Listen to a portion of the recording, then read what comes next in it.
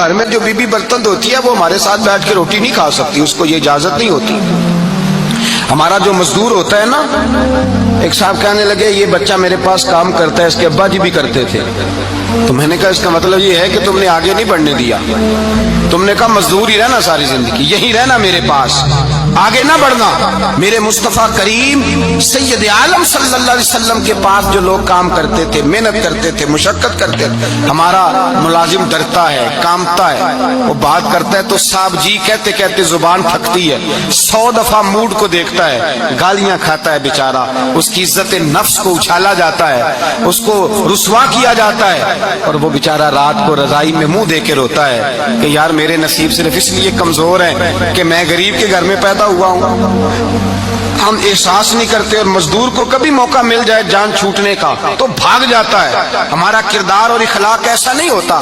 حضرت زید بن حارثہ رسول اللہ کے غلام تھے، نبی پاک کے گھر میں جھاڑو دیتے تھے، برتن مانجتے تھے، یہ بچپن میں اپنے قبیلے سے گم ہو گئے تھے، کسی نے اغوا کر کے لا کر کے بیچ دیا تھا، گم ہو گئے تھے، حضور کی بارگاہ عالی مرتبت میں لائے گئے۔ حضرت زید بن حارثہ سارا دن کام کاج کرتے، کوئی آدمی آیا ان کے علاقے کا مکہ مکرمہ، ان کو پہچان کر واپس گیا ان کے قبیلے میں اور جا کے بتلایا کہ تمہارا بیٹا تو محمد ابن عبداللہ صلی اللہ علیہ وسلم کے پاس۔ اس وقت حضور نے بھی اعلان نبوت نہیں فرمایا تھا، ان کے والد حارثہ چچا لینے آئے اور نبی پاک کے پاس آئے تو 2 تھیلیاں اشرفیوں کی بھر کے لائے، کہنے لگے حضور یہ پیسے لے لیں، 2 تھیلیوں میں پیسے ڈالیں، دینار ہے درہم ہے، حضور لے لیں، ہمارا بیٹا دے دیں۔ نبی پاک صلی اللہ علیہ وسلم نے فرمایا تمہیں غلطی لگ گئی ہے، پیسے پیچھے ہٹاؤ، میں زید کو بلاتا ہوں، میں زید کو، ادھر دیکھیے گا، میں زید کو،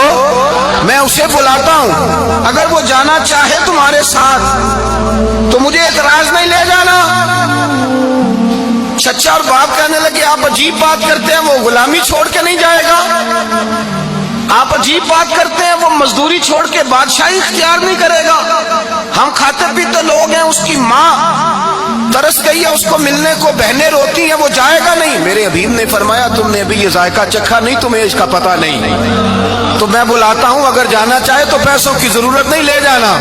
حضرت زید کو پیغام دیا، آئے، حضور نے فرمایا وہ تمہارے والد کھڑے ہیں، وہ چچا ہیں، لینے آئے ہیں۔ جناب زید گئے، باپ کے گلے سے لگے، بچھڑے ہوئے باپ بیٹا ایک دوسرے کو مل کے کھل کے روئے، کہا بیٹا تیری ماں کی آنکھیں پتھر ہو گئی تیرا رستہ دیکھ کے، تیری بہنیں ترستی ہیں تیرے چہرے کے دیدار کو، بیٹا وہ گلیاں بھی روتی ہیں جن میں تو کھیلا کرتا تھا، پر اب فکر کی بات کوئی نہیں، اب کوئی پریشانی نہیں، میں پیسے لایا ہوں تجھے لے جاؤں گا۔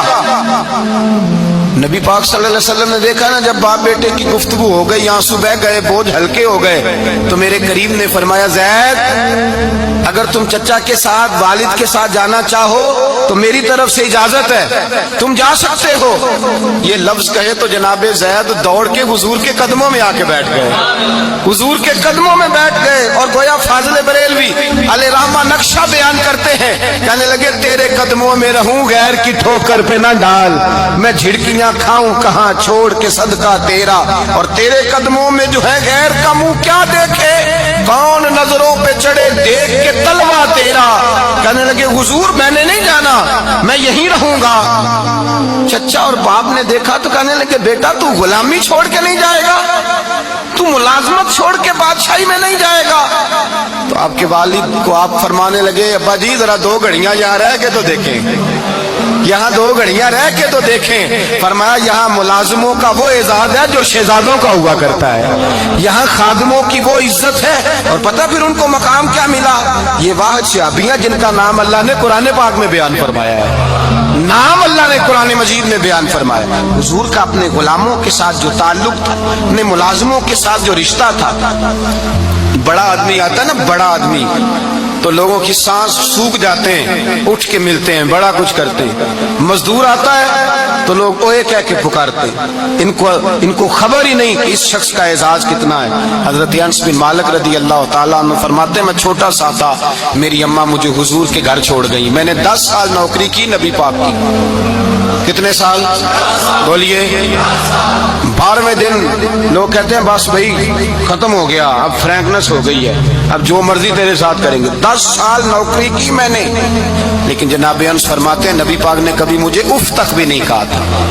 उफ तक भी नहीं कहा था, उफ तक भी। हुजूर ने भेजा जाओ फला आदमी को बुला करके लाओ। हजरत अनस बिन मालिक रदी अल्लाह तआला अन्हु फरमाते मैं बुलाने गया, बच्चा था छोटा सा, रास्ते में बच्चे खेल रहे थे तो मैं उनके साथ खेलने लगा, महव हो गया, मुझे पता ही ना चला वक्त का। हुजूर ने जब मुझे भेजा तो फरमाया जल्दी जाना और जल्दी आना। अब मुझे खबर ही नहीं, बड़ी देर हो गई। हुजूर वहां इंतजार कर करके खुद तशरीफ लाए।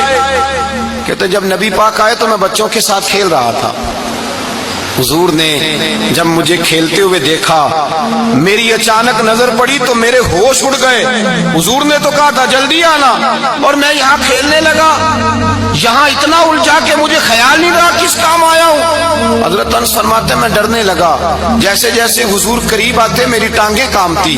फरमाते हैं जब नबी पाक करीब आए तो कुर्बान जाऊं मासूमे आमिना के, फरमाते हैं हुजूर ने मेरी गर्दन पे थपकी दी और हुजूर ने हंस के फरमाया ओ भाई लगता है तू खेल में गुम हुआ है तो तुझे याद ही नहीं रहा मैंने किस काम भेजा था, तुझे याद ही नहीं रहा। कहा या रसूलल्लाह सल्लल्लाहु अलैहि वसल्लम मैं भूल गया था, मैं अभी जाता हूँ। क्या अंदाज है, क्या शफकत है, क्या रंग है। हुजूर मैं अभी गया और अभी आया।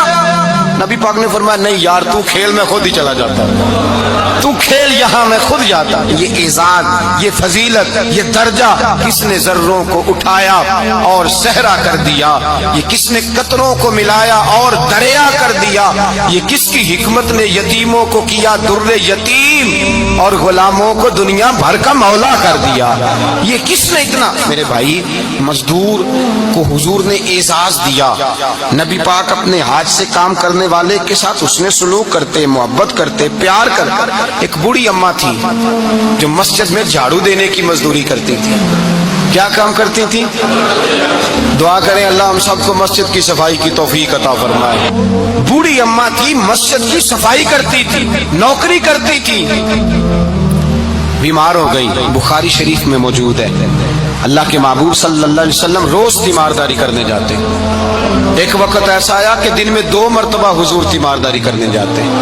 एक शाम नबी पाक ने फरमाया इसका इंतकाल हो जाए तो मुझे इत्तला करना। सहाबा कहते हैं रात के वक्त उनका इंतकाल हुआ, ठंड का मौसम था, हमने हुजूर को तकलीफ देना मुनासिब न समझा, हमने दफन कर दिया। सवेरे अल्लाह के हबीब ने पूछा तुमने मुझे इत्तला क्यों नहीं दी? हुजूर सर्दी बड़ी थी। कौन जाता है मजदूरों के जनाजों में, कौन जाता है मजदूरों के जनाजे में। यहाँ तो अब जनाजे भी सियासी हो गए हैं। अब तो कोई बहुत बड़ा अमीर आदमी फौत हो जाए तो वहाँ रश होता है, वहाँ रश होता है। गरीबों का तो जनाजा भी कोई नहीं पढ़ता। हजरत जनाब सैयदना अबू हुरैरा रज़ी अल्लाह तआला अन्हु फरमाते हैं हुजूर ने फरमाया मुझे इत्तला क्यों नहीं दी? तुम्हें उसके एजाज का नहीं पता? वो मजदूर थी, मस्जिद में झाड़ू देती थी, तुमने खबर ही नहीं दी। हुजूर विसाल हो गया, फरमाया चलो मुझे बताओ कब्र कहाँ है। हुजूर सारा कुछ जानते हैं लेकिन ये सारी तमीद इसलिए बयान की कि एक मजदूर की शान वाज़े हो जाए। फरमाया बताओ कब्र कहाँ है। सहाबा कहते हम कब्र पे ले गए तो मेरे नबी ने फरमाया सफे बनाओ मैं दोबारा जनाजा पढ़ाऊंगा। मैं दोबारा जनाजा नहीं हो सकता। उस वक्त हो सकता है जब वारिस ने ना पढ़ाओ, फिर दूसरा जनाजा जायज है। वारिस ना पढ़े तो उससे पहले 20 जनाजे भी हो जाए तो जब वारिस पढ़ ले फिर दूसरा जनाजा नहीं हो सकता। हुजूर ने दूसरा जनाजा इसलिए पढ़ा है कि हुजूर अपनी सारी उम्मत के वारिस हैं, नबी पाक सारी उम्मत के वारिस हैं। फरमाया पर बनाओ सफे मैं जनाजा पढ़ाता हूँ। मजदूर को एजाज दिया, प्यार किया। हजरत अब्दुर रहमान इब्ने औफ रज़ी अल्लाह ताला अन्हु फरमाते हैं एक दिन मेरा दिल किया था कि मैं गरीब हो जाऊं। क्या हो जाऊं? आप अपने लिए दुआ ना करें लेकिन हजरत अब्दुर रहमान इब्ने औफ के अल्फाज तो दोहराएं। वो क्या कह रहे हैं कि मेरा दिल करता था मैं अल्लाह। एक दिन मेरा, बड़े अमीर आदमी थे ना, सहाबा में सबसे ज्यादा अमीर, फरमाने लगे एक दिन मेरा दिल किया मैं गरीब हो जाऊं, गुर्बत पसंद कर लूं। असल में गरीब को अपनी शान का नहीं ना पता। इसे जिस दिन पता चल गया कि मैं गरीब की अजमत कितनी है, गरीब हर वक्त अपने आप को कोसता ही रहता है। और मैं अक्सर कहता हूं कि ये बड़े का कसूर नहीं कि उसने तुझे छोटा जाना है, ये तेरा कसूर है। तू एहसास कमतरी में क्यों मुब्तला हुआ?